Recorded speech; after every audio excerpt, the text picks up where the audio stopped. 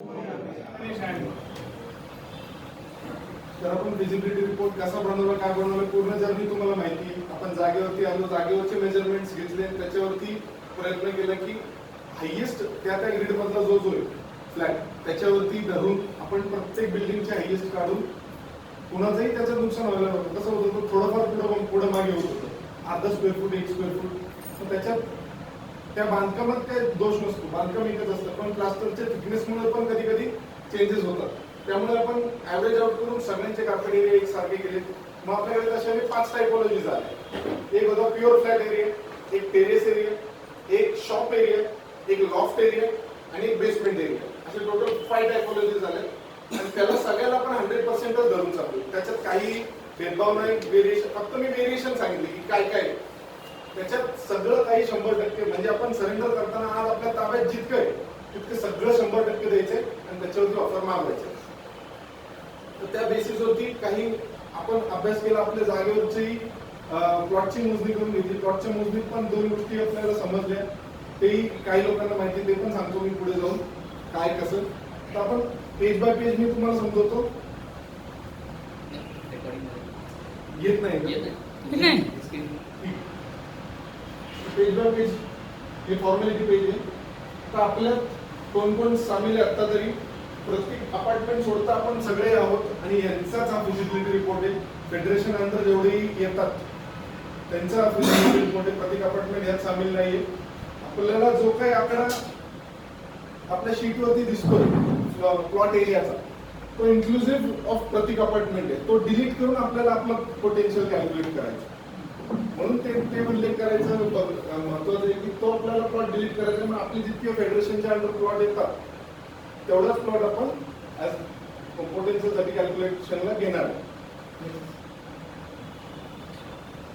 आता आपल्याला गरज का भासली रिडेव्हलपमेंटची हे तुम्हाला सगळ्यांना माहितीच आहे की बाबा आपली बिल्डिंग ही 30 वर्षांपेक्षा जास्त जुनी झाली. आपल्याला आता एक्स्ट्रा कार्पेट एरिया पाहिजे, कारण आपले फॅमिली साईजेस वाढलेले आहेत. ते फॅमिली साईजेस वाढल्यामुळे आपल्याला त्या वाढलेली फॅमिली कुठेतरी दुसरीकडे जाऊन राहण्यापेक्षा इथंच राहायची सोय करावी.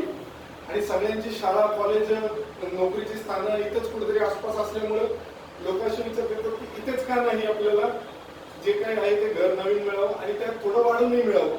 परत आपल्या इथे लिफ्टची कमतरता आहे, कवर्ड पार्किंग नाहीये. आपण सगळे मोठ्या गाड्या जे आहेत ते मॅक्सिमम ओपन स्पेसेस मध्येच लावतोय. परत आपल्याकडचे स्टेअरकेसचे जे साईजेस आहेत ते पण सुद्धा रेस्ट्रिक्टेड आहेत.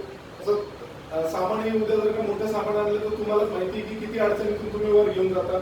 परत तुमच्याकडे पाऊस जास्त झाला तर एक वर्षी तुमच्याकडे फ्लड सिच्युएशन पण झाली होती. हे सगळ्यांचा सारांश आपण जर बघितला तर आपल्याला समजतं की हे रिडेव्हलपमेंटला जाण्यासारखं प्रपोजल आहे. याच्यात आपण काय भेटू शकतं याचा अंदाज घेण्यासाठी हा फिजिबिलिटी रिपोर्ट बनवला. आता काही टेक्निकल टर्म्स आहेत जे सगळ्यांना समजतील असे नाही, म्हणून मी एक शॉर्ट मध्ये तुम्हाला समजवतो पटकन की या फिजिबिलिटी रिपोर्ट मध्ये पुढे हे सगळे शब्द वापरले जातील.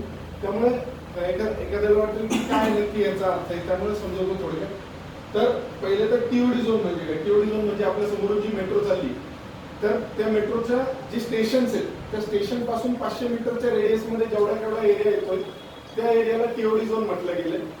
आणि तिथं एफएसआयचे कॅल्क्युलेशन वेगळे चालतात जनरल एरियाचे. म्हणून टीओडी झोन आहे का नाही हे बघण्याचं खूप गरजेचं असतं. दुसरं, आपल्याकडे 2 एअरपोर्ट आहेत पुणे रिजनला. एक लोहगावचं एअरपोर्ट आहे, एक एनडीएचं एअरपोर्ट आहे. ह्या दोन्ही एअरपोर्टची आपल्याला एनओसी लागती. पुण्यात जर का तुम्हाला हायराईज बिल्डिंग जर बांधायची असेल तर त्या 2 एअरपोर्टची एनओसी लागती. असं बहुतेक ठिकाणी होतं की आपल्याला एफएसआय कन्झ्युम करायला, समजा उद्या असं गृहीत धरा आपले सगळे कॅल्क्युलेशन झाले, आपल्या बिल्डिंगचा प्लॅन बसला. प्लॅन बसल्यावरती आपल्या डेव्हलपरला असं वाटलं की इथे मला 30 माळे बांधायचे आणि त्याने एनओसीला अप्लाय केला आणि त्याला लेखी आलं की तुला 28 माळ्यात काय उरकवायचे ते उरकव. अशा रीतीने त्याला ते वरचे 2 माळ्यांचं कसं बसं इकडे तिकडे डिस्ट्रीब्यूट करून खालीच राहावं लागतं. त्याला त्या 30 माळ्यांमध्ये ते पोटेन्शियल कन्झ्युम होत नाही. असं कोथरूडमध्ये घडतंय. रिडेव्हलपमेंटच्या केसेसमध्ये काही प्रपोजल्स आपण बघितलेले जे काय एअरफोर्सच्या एनओसीमुळे थोडंसं त्यांना नड येते. आपल्या इथे ही गंमत होणार आहे, पण ते एनओसी आल्याशिवाय कधीच कळत नाही. आजच्या घडीला काहीच नाही. तुम्ही कागद सबमिट करायची ती गुजरात करतात, गुजरात करून आल्यावरती कळतं की इथे किती हाईट परमिशन. नंतर एफएसआय म्हणजे काय, तर floor space index. Floor space index म्हणजे तुमची जितकी जागा आहे त्या जागेच्या समप्रमाणात तुम्हाला बांधकाम भेटत असतं. तर एफएसआय किती प्रकारचे आहेत, तर पहिले तर येतो बेसिक एफएसआय. बेसिक एफएसआय म्हणजे आता तुमचा जितका ताब्यात एरिया आहे, बांधकाम आहे, त्या बांधकामाच्या समप्रमाणातला एरिया जवळजवळ तो असतो बेसिक एफएसआय, जो का फ्री ऑफ कॉस्ट असतो, ज्याच्यासाठी काही एक रुपयाही मोजावा लागत नाही. दुसरा येतो प्रीमियम एफएसआय किंवा पेड एफएसआय. त्याच्या नावातच आहे पेड, म्हणजे त्याच्यासाठी ठराविक रक्कम भरावी लागते. ती रक्कम भरून तुम्ही एफएसआय तो परचेस करावा लागतो. तिसरा येतो टीडीआर सुद्धा ओपन मार्केटमधून परचेस करावा लागतो. चौथा येतो अँसिलरी एफएसआय, तो सुद्धा कॉर्पोरेशन कडून परचेस करावा लागतो. म्हणजे इथे लक्ष द्यायची गोष्ट अशी की आपल्याकडे जो आपला आज बांधकाम आहे ना, तेवढ्या बांधकामाच्या समप्रमाणातला एरिया फुकट आहे, त्या उपर सगळं विकत घ्यायचंय. म्हणून काय काय लोकांना असं वाटतं की आज 1:5 होतं, 1:8 होतं, वॉटेवर हे गणित बांधतात, मग आपल्याला तेवढ्या प्रमाणात बांधून भेटणार का काय? तसं काय नसतं. कारण फुकट काय नाहीये, जो वरचा कंपोनंट तो फ्री ऑफ कॉस्ट नाही, तो परचेस कंपोनंट आहे. म्हणून हे लक्षात घ्यायची गरज असते. नंतर डेव्हलपमेंट प्लॅन म्हणजे काय, तर डेव्हलपमेंट प्लॅन म्हणजे कॉर्पोरेशन वेळोवेळी वेगवेगळे डेव्हलपमेंट प्लॅन जारी करत असतं. कुठे झोनल डेव्हलपमेंट प्लॅन असतो, कुठे नालाचा डेव्हलपमेंट प्लॅन निघतो, कुठे टीओडीचा डेव्हलपमेंट प्लॅन निघतो. प्रत्येक पॅरामीटर सर्च करून आपल्याला अंदाज घ्यायचा असतो की इथे आपल्याला कशाची नड असू शकतो. उद्या जाऊन आपण असं गृहीत धरतो, काही ठिकाणी मेट्रो लाईनला तुम्ही जर लक्ष दिलं असेल, नॉन बिल्डेबल म्हणून घोषित करून टाकले की ती सोसायटी रिडेव्हलपमेंटला जाऊ शकत नाही, असेही प्रसंग झालेले आहेत काही सोसायटीचे. कारण तिथं कॉर्पोरेशनने काय केलं, मला पार्किंग लागते म्हणून सांगितलं, आणि पार्किंग लागते म्हणून तिथं पार्किंगचे रिझर्वेशन टाकून दिले. म्हणून मेट्रो लाईनला असणं जितकं फायद्याचं आहे तितकं काही लोकांना धोक्याचंही गेले, ते रिडेव्हलपमेंटला जाऊच शकत नाही अशी परिस्थिती झाली.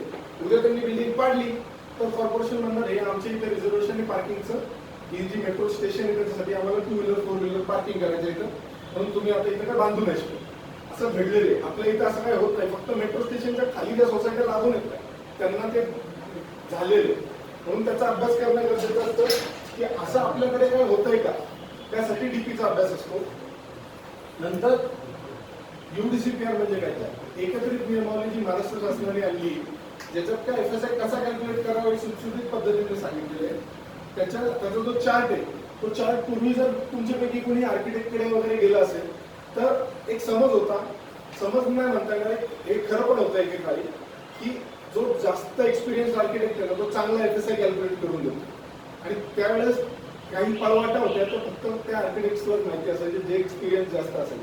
पण ते कालांतराने सरकारला समजलं की ह्या पळवाटा कुठेतरी थांबवल्या पाहिजे, म्हणून एक नियमावली नवीन आणली ज्याच्यात काय सांगण्यात आलं की 1+1=2 चाललं पाहिजे, 1+1=3 तर एकच कामा नाही. म्हणून सगळं काही पहिले कसं असायचं, ह्याला थोडं द्या त्याला थोडं द्या, म्हणजे 15% बाल्कनी असायची, 20% टेरेस असायची, फ्री स्टेअरकेस असायचं, पॅसेज फ्री करून द्यायचे, मग असं काहीतरी क्युम्युलेटिव्ह करून एरिया काढला जायचा. आता असं काहीच झालेलं नाही. आता डायरेक्ट आकडा दिला जातो आणि बिल्डिंगची आउटर मोजायची, तो आकडा त्या बिल्डिंगच्या आउटर ते तेवढं भरलं पाहिजे. आता खूप सुटसुटीत झालेलं, काही चोरवाटा पळवाटा राहिलेला नाही. आता नेक्स्ट बघू आपण. मी तुम्हाला जे डेव्हलपमेंट प्लॅन म्हटलो त्याच्या रेडमध्ये मार्क केलेला आपला प्लॉट आहे, त्याच्यात पूर्णपणे रेसिडेन्शियल झोन आहे आपला, कुठले झोनल चेंजेस नाही, कुठलं मेट्रोचं तुम्हाला मगाशी म्हटल्याप्रमाणे स्टेशन नाहीये, मागून चाललेला नाला आहे, नाल्याचा कोर्स सुद्धा बदलत नाहीये.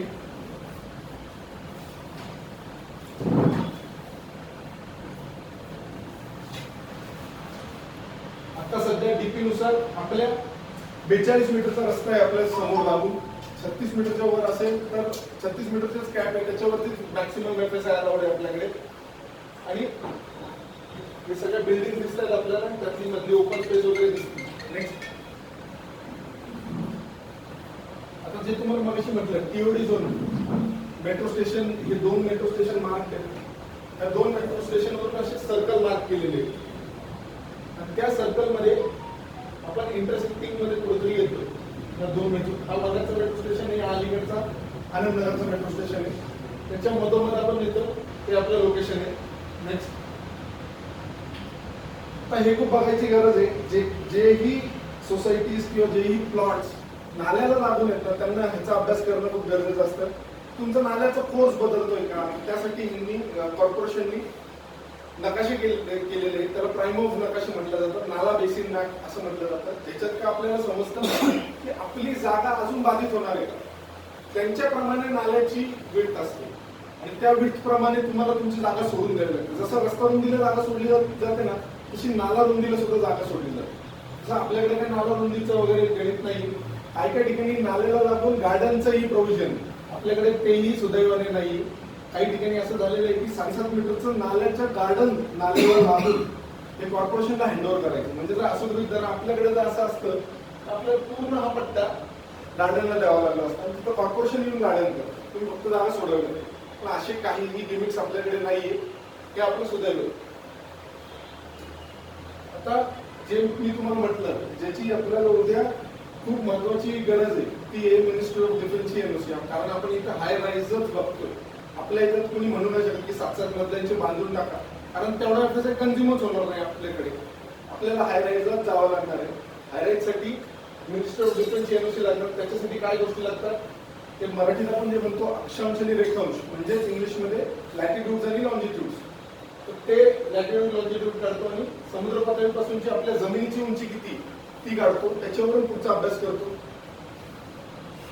परत जवळचं एअरपोर्ट किती लांब आहे आपल्यापासून ते शोधून काढतो. ते जर आपण पहिल्या किलोमीटर मध्ये येत असू तर अजून रेस्ट्रिक्शन्स आहे. आपण जसं काय फर्स्ट किलोमीटर मध्ये येत नाही आहोत, जवळजवळ 3.5 किलोमीटर लांब आहोत. तिथं आपलं लोकेशन आहे येलो मध्ये जे दिसते आणि हे खाली दिसते ते एअरपोर्ट आहे. तिथून आपण एरिया डिस्टन्स काढले, ते जवळजवळ 3.5 किलोमीटर लांब आहे. आपण त्याच्या अडचणीत आपण येत नाहीये. पण त्यानुसार डिफेन्सने आपल्याला एक मॅप दिलेला आहे. त्या मॅप मध्ये आपण जसं ग्राफ प्लॉट करतो का, तसं ग्राफ प्लॉट करायचं. लॅटिट्यूड आणि लॉंजिट्यूड दिलेले आहेत, त्याप्रमाणे ग्राफ प्लॉट करून आपलं लोकेशन शोधायचं. आपलं लोकेशन इथे कुठेतरी येते जवळजवळ रेड झोन मध्ये, ज्याच्यात कॅल्क्युलेशन नुसार बघितलं तर 12 माळ्यांची बिल्डिंग आपल्याकडे बिना एनओसीची बांधता येऊ शकते. त्याच्यावरती जर जायचं असेल तर एनओसी घ्यावी लागते. आता ती कितीची एनओसी भेटेल, काय भेटेल, हे पूर्णपणे कधी कधी कसं होतं, शेजारच्या प्लॉटला आणि आपल्या प्लॉटला एका मजल्याचा सुद्धा डिफरन्स मी बघितलेला आहे. म्हणून जोवर अप्लाय करत नाही तोवर याचं उत्तर भेटू शकत. आणि ते सगळं गांधीनगरवरून होतं, इथं पुण्यात पुढंच होतं. आता हा फिजिबिलिटी रिपोर्ट बनवत असताना आपल्याला प्लॉट एरिया काय सापडले ते बघू आपण पहिले. तर आपण जेव्हा तुमचे जुने नकाशे घेतले, ते जुन्या नकाशांचा अभ्यास केला, त्या जुन्या नकाशांवरती 13,537 स्क्वेअर मीटर इतका एरिया लिहिलेला आहे. म्हणजे 1,45,717 इतका एरिया त्या जुन्या नकाशांमध्ये. हा आपण तो 9.9 गुंठे प्रति अपार्टमेंट सोडून दिलाय, कारण तो आपल्याला येत नाही, आपण कॅल्क्युलेशनला सध्या धरत नाहीये, तो सोडून दिलेला आहे. पण आपल्या नकाशात त्याचा टॅली दिसतो. म्हणून कुणी जर नकाशावरचा टॅली काढत असेल तर तसं लक्षात ठेवा की तो टॅली नाही पकडायचा आपल्याला. तर आपला जेव्हा प्रॉपर्टी कार्ड बनलाय तो बनलाय 1,43,344 म्हणजे 13,317 स्क्वेअर मीटरचा आपलं प्रॉपर्टी कार्ड बनलेलं आहे. आणि जेव्हा आपण जागेवरती फिजिकली मेजरमेंट केलेलं आहे ते जवळजवळ 13,335 स्क्वेअर मीटर म्हणजे 1,43,547 इतका. म्हणजे जवळजवळ आपल्या प्रॉपर्टी कार्डला जो एरिया लागलाय तो जागेवरती सापडतोय. म्हणजे त्याच्यात जास्त तफावत नाही, एक मिनिमल तफावत. पण थोडस जर का डिटेलमध्ये आपण बायफर्केशन मध्ये जर घुसलो तर तफावत जाणवती आपल्याला. आता तो एक अभ्यास करायचा विषय की नक्की जागा गेली कुठं.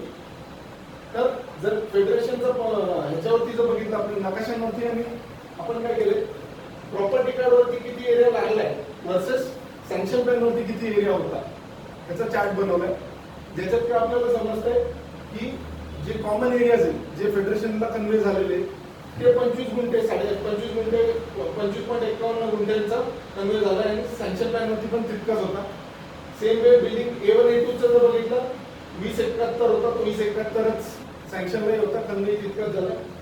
बाकी सगळ्यांचा एरिया सेम येत आहे. फक्त बिल्डिंग नंबर 1 चा एरिया प्रॉपर्टी कार्डला 4.55 गुंठे इतका भरतोय, जो का त्यांच्या सँक्शन प्लॅनला 6.76 होता. आता ह्याच्यात रिकन्सायलेशनला जरी गेलो तरी आपल्या फिजिकल मेजरमेंट मध्ये जास्त जागा नाही.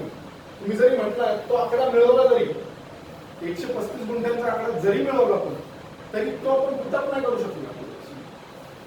कारण आपलं कसं असतं, कायदा काय सांगतो, तुमच्या सातबाऱ्याला, प्रॉपर्टी कार्डला, कन्व्हेन्स डीडला किंवा जागेवरती या सगळ्या डॉक्युमेंट्स वरती सर्वात कमी ज्याचा एरिया भरतोय ना त्याच्यावरती तुम्ही कॅल्क्युलेशन करायला घ्यायचं. म्हणजे जरी आपण रिकन्सिलेशनला गेलो तरी आपल्याला आकडा हाच भेटणार. इथूनच सुरुवात होणार. फक्त कागदावरती आपण हे मिळवू हा आकडा, पण मेजरमेंट इथूनच सुरुवात होणार आपले कॅल्क्युलेशन मेजरमेंट. तर तेच तुम्हाला जे मागाशी म्हटलं आपले 5 टायपोलॉजीज, फ्लॅट्स, टेरेसेस, शॉपचे लॉफ्ट्स आणि बेसमेंट्स, त्यांचे ऍडिशनल एरिया आपण मागे जे नकाशे सगळ्यांना पुरवले होते त्या नकाशांवरती सगळ्यांचे एरिया होते. आता ही सगळ्यांची टोटल ही काय टोटल आली आहे. आता मेंबर्स कसे कसे आहेत ते आपण लिहून दिलेले ह्याप्रमाणे मेंबर्स आहेत.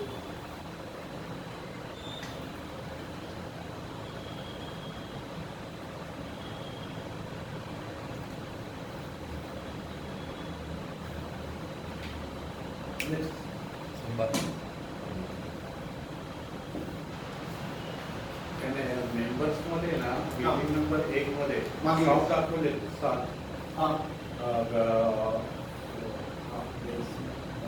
दोन फ्लॅट ठीक आहे बरोबर. फ्लॅट्स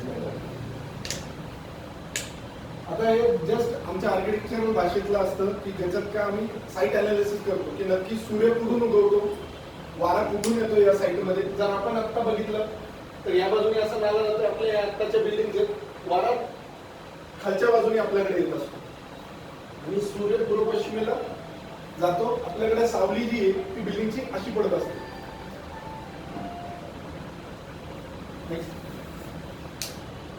आता थोडासा अभ्यास करायची गरज आहे की टीओडी झोन जो आहे तो टीओडी झोन कॉर्पोरेशननी किंवा महाराष्ट्र शासनाने हा टीओडी झोन का लागू केला आहे. त्यांचं काय म्हणणं आहे, आमची जी मेट्रो आहे ती काही केल्या आम्हाला सक्सेसफुल करायची, ती फेल नाही घालवायची. ती फेल नसेल घालवायची तर काय पावलं उचलता येतील. तर माणसाची प्रवृत्ती काय, माणूस 500 मीटर चालू शकतो. मग त्यांनी कायदा काय आणला, आपण एक काम करू 500 मीटरच्या रेडियस मध्ये एफएसआय वाढवून टाकू. एफएसआय वाढल्यामुळे बांधकाम तिथे जास्त होईल. उद्या बांधकाम इथे जास्त झाल्यामुळे आमची मेट्रो सक्सेस होईल. म्हणजे एफएसआय हा तुमच्यासाठी नाही, एफएसआय त्यांच्यासाठी, त्यांची मेट्रो सक्सेसफुल करण्यासाठी. मग आपण जर का बघितलं तर हा आपला लोकेशन आहे. उद्या कालांतराने जेव्हा सगळं मॅक्सिमम रिडेव्हलपमेंट इथं जेव्हा होईल तेव्हा हे जेवढे मी रेड पॅचेस मारलेले ते हायली पॉप्युलेटेड एरियाज असतील. खूप जास्त इथं पॉप्युलेशन झालेलं असेल. आता आपणच जर बघतो 4-4 मजल्यांच्या बिल्डिंग एक तर 30-30 मजल्यांच्या बिल्डिंग झालेले असतील. 250चे जवळजवळ 600-700 पर्यंत आकडा गेलेला असेल. आणि हे सगळीकडे मग शेजारचा आयकर पकडा और न्यू फ्रेंड्स पकडा, हे सगळीकडे एवढीच लोक राहत असतील आणि इथे खूप जास्त वर्दळ असणार. एवढंच फक्त याच्यातून अनालिसिस करायचा प्रयत्न होता. आता जो एफएसआय आहे तो पूर्णपणे रस्त्यावरती डिपेंडेंट असतो. अशी काही सोसायटीज आहेत ज्यांचा का रस्ता छोटा आहे पण प्लॉट आपल्यापेक्षा मोठा आहे, पण त्यांना एफएसआय पहिल्या ब्रॅकेटमध्ये येतो. काही सोसायटी आहेत ज्यांचा 6 मीटरचा रस्ता आहे. इथे काय म्हटलेलं आहे की रोड 15 मीटर्स, त्याच्यावरती सगळं गणित तुम्ही मांडायचे. मग 9 पेक्षा कमी असेल तर किती, 9 ते 12 असेल तर किती, 12 ते 15, 15 ते 24, 24 ते 30 आणि 30 पेक्षा जास्त, हे गणित मांडलेले आहे आणि त्याच्यावरती सगळं एफएसआय चालतं. आता जो वरचा चार्ट आहे तो जनरल साठी आणि खाली जो चार्ट काढलाय तो फक्त टीओडी साठी. आता आपण टीओडीचा चार्ट पुढे बदलतो जर बघितलं तर आपल्याकडे हा जो बघितला तर 4.8 चा रेसिडेन्शियलला मॅक्सिमम एफएसआय तो जवळजवळ 6.4 च्या घरात जातो टीओडीला. म्हणजे आणि प्युअर रेसिडेन्शियल केलं तर 6.4 च्या घरात जातो, प्युअर कमर्शियल केलं तर 7.2 च्या घरात जातो. आता हे मागेच मी समजवलेलं की जस्ट परत एकदा सांगतो की रेरा कार्पेट एरिया आपण मागे ही एक्सरसाइज राबवलेली की नक्की काय, त्याचा फक्त एक स्पेसिमेन म्हणून मी दाखवत असतो की रेरा कार्पेट एरिया म्हणजे काय. तर आपल्या कमरेच्या आत इंटरनल वॉल्स जर का काढून टाकल्या तर जो कुठला एरिया येईल तो म्हणजे रेरा कार्पेट एरिया. माझ्यामध्ये सगळ्यांना हा रेरा कार्पेट एरिया समजलेला आहे, जो का आपण दिला होता याच्यावरती जास्त वेळ नाही घालवला.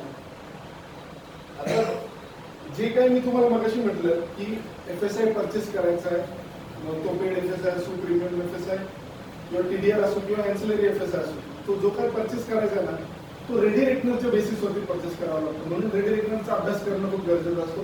त्याचा आपण अभ्यास केलाय तर आपल्याकडे हा जो रेट दिलाय तो प्रति चौरस मीटर, तर खुली जमीन जर आपल्याकडे बघितली तर 4362 पर स्क्वेअर फीट इतका रेट येईल. निवासी सदनिकाचं बघितलं तर 12,358 इतका पर स्क्वेअर फीटचा जवळजवळ रेट जातो. ऑफिसेस 14,212 इतका ऑफिसेसचा रेट जातोय आणि दुकाने 19,150 पर स्क्वेअर फीटचं सरकारी मूल्यांकन आहे. आता कॅल्क्युलेशन बघू आपण असं गृहीत धरतोय की उद्या जो येणारा डेव्हलपर आहे तो 80% तर रेसिडेन्शियल करेल आणि 20%च कमर्शियल करेल. 20% कमर्शियलच खूप होऊन जाते या प्लॉट साईजला आहे ना. प्लॉट मोठा आहे आपला, त्या प्लॉट इतक्या मोठ्या प्लॉटचा जर 20% कमर्शियल काढलं ना आपल्याकडचं सगळं काही बांधकाम व्यवस्थित बसवण्यासाठी त्याला कमर्शियल बसवण्यासाठी 20% पुरेसे आहे. म्हणून सध्या आपण 20% धरून चाललोय. हा उद्या येणाऱ्या डेव्हलपरचा कॉल असेल. तो जो म्हटला मी तर 50% कमर्शियल करतो, मी विकून दाखवतो आणि 50% रेसिडेन्शियल करतो, तो त्याचा कॉल झाला. पण आपल्याला आज काहीतरी बेस रियालिटीला धरून चालायचं होतं. तर काय फिजिबल असू शकतो, तर 80-20 पॅटर्न हा फिजिबल असू शकतो. तर त्याप्रमाणे आपण कॅल्क्युलेशन चालू करू.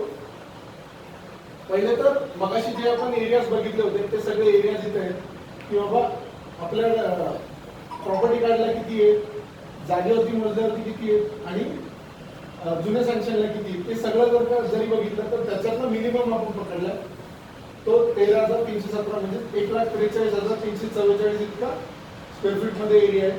आता आपला जो जुना रस्ता होता ना तो 36 मीटरचा होता, आता तो झालाय 42 मीटरचा. आपल्या समोरचा जो रस्ता आहे ना तो 42 मीटरचा झाला.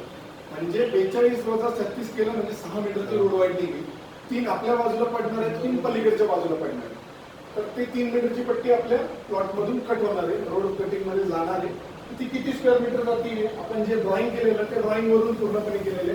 थोडीशी अलाइनमेंट आहे ना आतल्या बाजूला आहे रस्त्याची, ह्या बाजूला कमी जाते आणि त्या बाजूला जास्त जाते अशी कटिंग.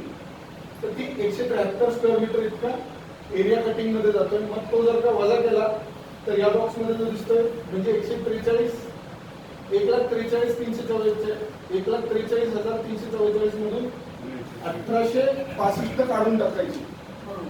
म्हणजे आपल्याला आपल्या ताब्यातला प्लॉट भेटणार. म्हणजे नंतर आपल्या ताब्यात किती असणार आहे, 1,41,478 इतका आपला मॅक्सिमम प्लॉट असणार आहे. आता ह्याच्यावरती पहिला तर बेसिक एफएसआय घेतो. मग अजून काही कुठले रिझर्वेशन चाललेत का, कुठं नाल्यात मी तुम्हाला मागाशी म्हटलं नाला वाईडिंग मध्ये जागा जर जात असेल ती सोडावी लागणार किंवा कुठलं रिझर्वेशन पडलं असेल तेवढं रिझर्वेशन पुरती जागा सोडावी लागणार.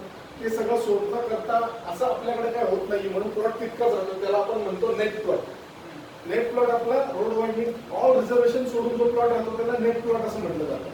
तर तो आला नेट प्लॉट. नेट प्लॉट वरती आपल्याला ओपन स्पेस सोडावी लागणार आहे. ती किती सोडावी लागणार आहे, नेट प्लॉटचे आपल्याला 10% ओपन स्पेस सोडावी लागणार आहे.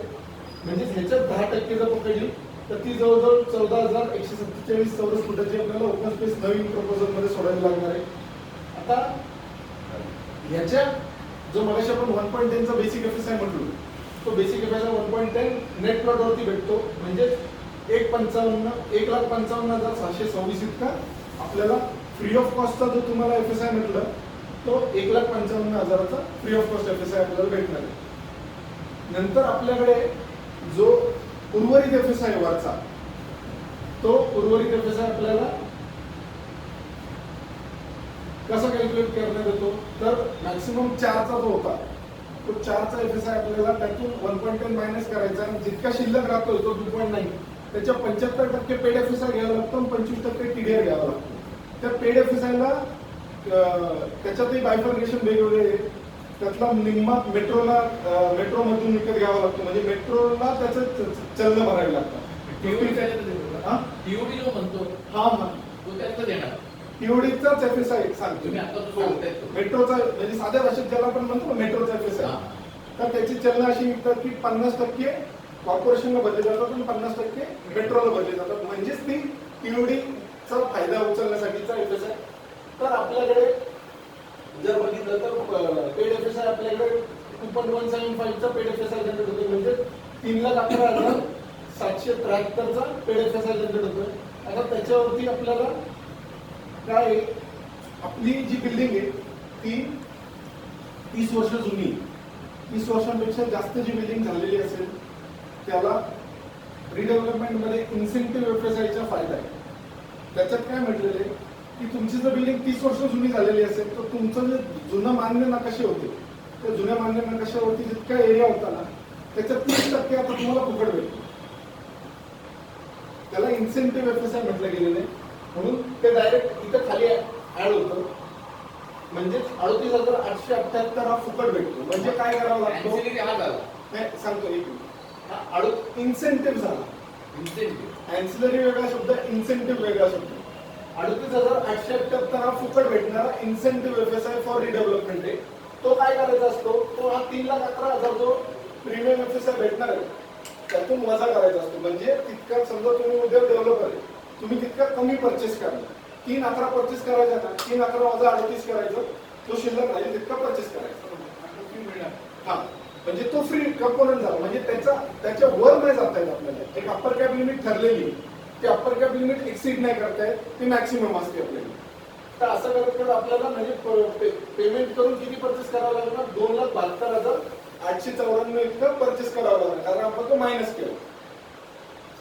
आता आपला जो रस्ता रुंदीत रस्ता जागा जाणार आहे त्या जागेचा सुद्धा मोबदला आपल्याला भेटतो. कारण कॉर्पोरेशनकडे इतके पैसे नाही की तुम्हाला पैशांमध्ये मोबदला देत बसेल.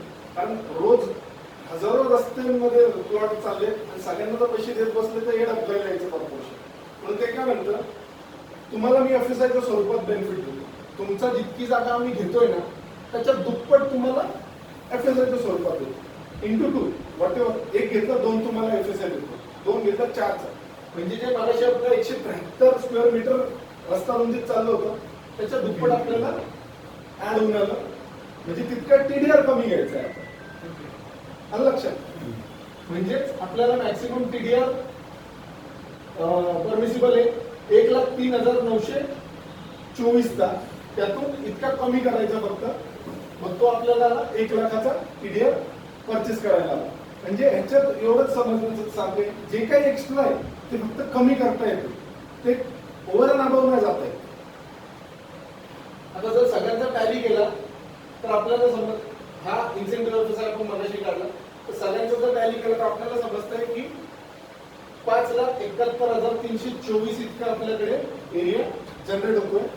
आता त्याच्यावरती आपण इथे जे मगाशी जे म्हटलो की 80% रेसिडेन्शियल कंपोनेंट आणि 20% कमर्शियल कंपोनेंट करायचा विचार करतो. असं जर का बघितलं तर ते इथंच आपण बायफर्केशन करायचं. म्हणजे 5,71च्या 80% काढायचं आणि 5,71च्या 20% काढायचं. ते इथंच का तोडलं आपण कारण रेसिडेन्शियल वरती 60% अँसिलरी एफएसआय आणि कमर्शियल वरती 80% अँसिलरी एफएसआय.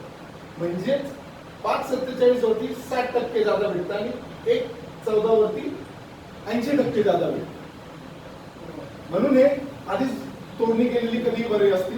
म्हणून ते जर का आपण त्याचं टोटल कॅल्क्युलेशन केलं तर 9,36,971 इतका एरिया आपल्याकडे जनरेट होतो या प्लॉटवरती कंझ्युम करायला. आता हा मॅसिव्ह एरिया आहे कारण हा कंझ्युम करायला आपल्याला 25 to 30 फ्लोअर्सच लागणार आहे. कारण सगळं काही केटर करायचं ना. ओपन स्पेसेस पण तेवढ्या प्रमाणात सुटले गेले पाहिजे. नुसतं चिटकून बिल्डिंग तर नको आपल्याला. कारण आज जितक्या जवळ आहोत ना आपण बिल्डिंग मध्ये ते 4 मजल्यात ठीक वाटतं. असं गृहीत धरा आज जेवढी मिळते का आपल्या 2 बिल्डिंग मध्ये तेवढीच वीट ठेवून 20 मजले इमॅजिन करा. राहता येणार नाही आणि तसं अलाउडही नाहीये. पण सांगतोय मी तुम्हाला की आपल्याला थोडंसं ओपन स्पेसेस मध्ये पण जागा जाणार आहे. तर त्या पद्धतीने आपल्याला समजते की 9,36चा आपला एरिया जनरेट होतोय. म्हणजेच किती जे मगाशी तुम्हाला म्हटलेलं का की कुठेतरी मध्ये येईल 7.2 आणि 6च्या तर ते 6.56च्या मध्ये कुठेतरी येते. आता आपण एक गृहीत धरतोय की उद्या डेव्हलपर जो येणार आहे तो बांधकाम करणार आहे. ते बांधकाम त्याला एफएसआय व्यतिरिक्तही काही बांधकाम करावं लागणार आहे. जसे की जी टाकी असती टाकीच स्लॅब वरची टाकी खालची टाकी परत जो वरचा टेरेस असतो सगळ्या बिल्डिंगचे वरचे टेरेसेस हे एफएसआय मध्ये येत नाही. ते फ्री ऑफ एफएसआय असतं. बरोबर. त्याला काही पार्किंगचे स्लॅब्स बांधावे लागतील ते पण आपण गृहीत धरतोय की पार्किंगचा एरिया त्याला मिनिमम इथं पोडियम स्लॅब जे बांधावे लागतील पोडियम लेवलचे स्लॅब एफएसआय मध्ये येत नाही. ते बांधकाम करावे लागतं. म्हणजे जे फुकट बांधकाम करावं लागतं त्याला त्याची रिकव्हरी करावी लागते. त्याच्या सेल कंपोनंट मधून त्याला त्याची रिकव्हरी करावी लागते पार्किंग विकून. कारण उद्या आपलं सोडा, आपण त्याचे पार्टनर बनवूनच असणार आहे. उद्या त्याला जे काही उद्या प्रीमियम फ्लॅट्स विकायचे त्यातला एक तरी व्यक्ती विदाउट पार्किंग इथे येईल का? काही कारणच नाही ना इथे यायला. म्हणून त्याला पोडियम लेवलचे स्लॅब्स बांधून इथे बांधकाम मॅक्सिमम करून, म्हणजे आपण जे बघितलं मगाशी की 956 समथिंगचा आपल्याकडे एरिया जनरेट होत होता, पण त्याला बांधकाम किती करावं लागणार आहे? तर जवळजवळ 10,11,929 कन्स्ट्रक्शन एरियामध्ये जाईल. जो मी तुम्हाला म्हटलं टॉप टेरेसेस वगैरे वगैरे हे सगळं काही थंब रूल्सवरती सध्या डिपेंडेंट आहे. आपण काही एवढं मोठं डिझाईन करायला घेतलेलं नाही. तर आजच्या घडीला आपण थंब रूल्सवरती आणि उद्या जे काही पार्किंग करावं लागेल त्याला तर पार्किंगची आपण काही थंब रूल्सवरती डिपेंडेंट आहे. तर असं आपल्याला समजतंय की जवळजवळ त्याला 11 लाखाचं इथं बांधकाम करणं अपेक्षित आहे. 11 लाख स्क्वेअर फीट इथं तो कन्स्ट्रक्शन एरिया असणार आहे त्याचा. आता आपण सगळे मगाशी जे बघितले हे सगळे आपले एक्झिस्टिंग एरिया, जेवढा रेड पॅच काढलाय का तो आपल्या ताब्यातला एरिया आहे. आपण हा क्लेम तर सोडत नाहीये, हा आपला बेस आहे. या बेसवरती सगळं काही कॅल्क्युलेशन करायचं आहे आपल्याला. आता जो नवीन प्रोजेक्टमध्ये कार्पेट जनरेट होणार आहे तो जवळजवळ 7.5 लाखाचा कार्पेट जनरेट होणार आहे. आता असं गृहीत धरू की आपल्याला आपला जो 1.29चा कार्पेट आहे तो 1:1 देऊन टाकू. आपण आपला जितका क्लेम येतो तो क्लेम सोडत नाहीये. 1:1 आपण आपल्याला देऊन टाकला. शिल्लक राहतोय 6,20,000. या 6,20,000 मधून त्या डेव्हलपरने निर्णय घ्यायचा आहे की ते बांधकाम कसं करायचंय, तुम्हाला किती वाढवून द्यायचंय आणि त्याला किती प्रॉफिट कमवायचे. ते सगळं या 6,20,000 गणित फिरणार आहे. कारण तुम्ही तुमचा हा कंपोनंट बजेट ठेवला, जनरेट इतका होतं, ह्यातून हा मायनस केला 6,20,000. तर या 6,20 वरती सेलेबल एरियाची डेफिनेशन थोडक्यात सांगतो मी. सेलेबल म्हणजे काय, तर तुम्ही जेव्हा फ्लॅट विकत घेता तेव्हा फ्लॅट विकत घेत असताना विकत काय घेता, तर फ्लॅटच्या आतल्यातली उघड्याच्या आत आल्यावरती जेवढी जागा मोजून घेता तो म्हणजे तुमचा विकत घेतलेला एरिया असतो. पण वापरात किती जागा आणता तुम्ही गेट मधून आत येता, इंटरनल रोड्स वापरता, इंटरनल रोड्स वापरून तुमच्या पार्किंग मध्ये येता, पार्किंगची उपभोग घेता, मग पॅसेज मध्ये जाता, लिफ्ट वापरता, स्टेअरकेस वापरून वर जाता, वरची लॉबी वापरता, मग जाऊन तुमच्या घराच्या उंबऱ्यात ऍक्च्युअली येता. म्हणजे याचा अर्थ काय, वापरलं तुम्ही सगळं काही पण पैसे कितीचे दिले, तर एवढ्या घराचे फक्त. तर त्याच्यावरती सेलेबल असा शब्द वापरला जातो की त्या उपर एकतर बिल्डर लोक सेलेबल मध्ये विकतात किंवा कार्पेटचाच रेट हाय करून टाकतात. अदर वे राऊंड, म्हणजे कार्पेटच 18,000 विकायचं किंवा सेलेबल 12,000 करायचं आणि सेलेबल वरती 35% लोडिंग करायचं. आता आपण केली 38% लोडिंग. ती 38% लोडिंग का केली, जे आपण 80-20 म्हटलं की 80% रेसिडेन्शियल कंपोनेंट आणि 20% कमर्शियल कंपोनेंट जर असं मिक्स केला तर तो 1.3 ची लोडिंग इथं बनू शकते. अशा पद्धतीने आपण जर बघितलं तर ते 10,34,000